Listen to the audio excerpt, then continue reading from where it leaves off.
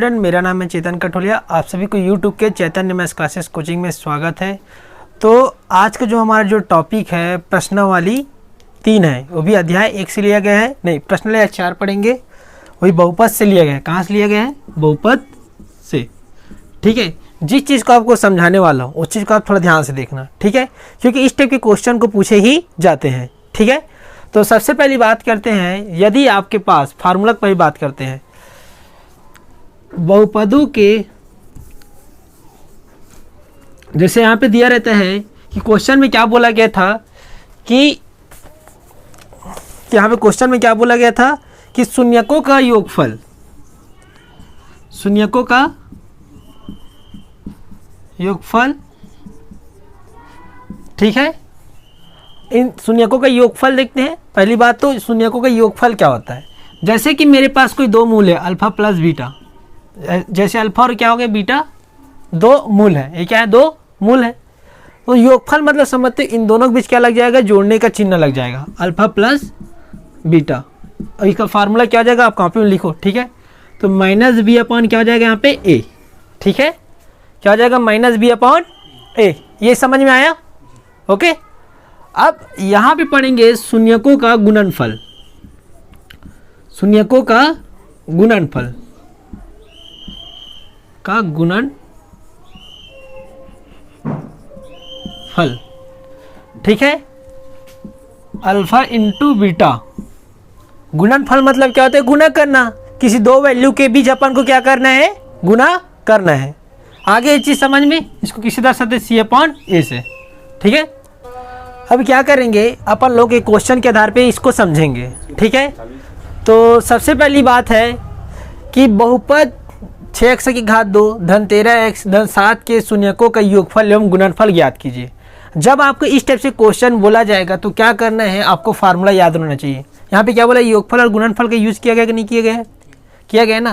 तो देखो शून्यकों का योगफल का फार्मूला क्या होता है, alpha plus beta equal minus B upon A, ठीक है। उसी प्रकार शून्यकों का गुणनफल क्या होता है, अल्फा इंटू बीटा सी अपॉन ए।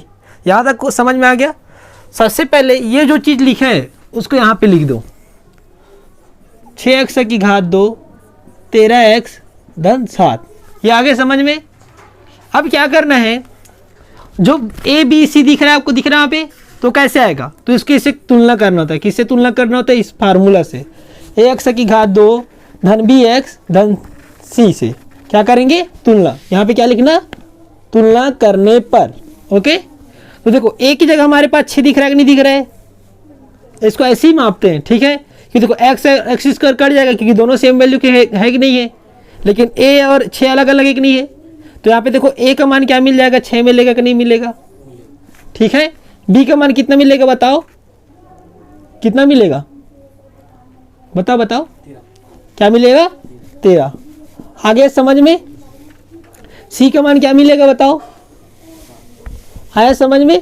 तो इसको इस टाइप से तुलना करना होता है, ठीक है।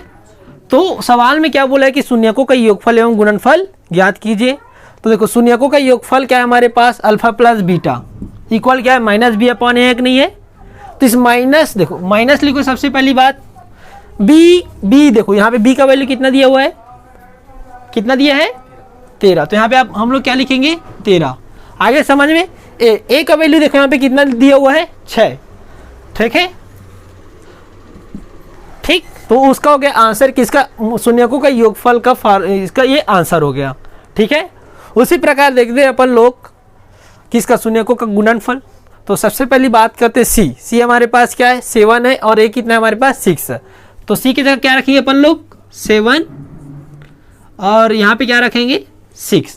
तो ये रहा आपका आंसर। तो यहाँ पे आप बोल सकते हो कि बहुपद, ठीक है, बहुपद 13x की घात 2, ठीक है, सॉरी 6x की घात 2, ओके, 6x की घात 2 धन 13x, 6x की घात 2 13x धन 7 के शून्यकों का गुणनफल, शून्यकों का क्या लिखना, सबसे पहली बात कैसे दिया, योगफल एवं गुणनफल फल -13 बट 7/6 प्राप्त होगा। ठीक है, तो ये हो जाएगा आपका 2 नंबर का ये क्वेश्चन आता है। ठीक है, तो इस चीज़ को हमेशा ध्यान में दिए रहना। ओके, बन जाएगा इस टाइप का क्वेश्चन आएगा तो। चलो मैं आप लोग का भी क्वेश्चन दे रहा हूँ, उसको आपको बना के दिखाना है। ठीक है, तो क्वेश्चन है सबसे मोस्ट टाइम की क्वेश्चन है और इसको पूछा ही जाता है। तो यहाँ पे आप क्वेश्चन लिख लो।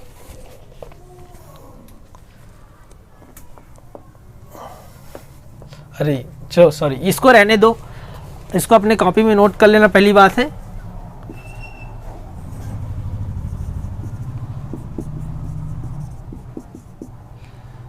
ax की घात 2 bx धन c से तुलना करना। और आप लोग के लिए क्वेश्चन है यहाँ पे देखो, ये क्वेश्चन आपके सब बस सेम रहेगा। क्वेश्चन में लिख देता हूँ यहाँ x² + 10 + 24।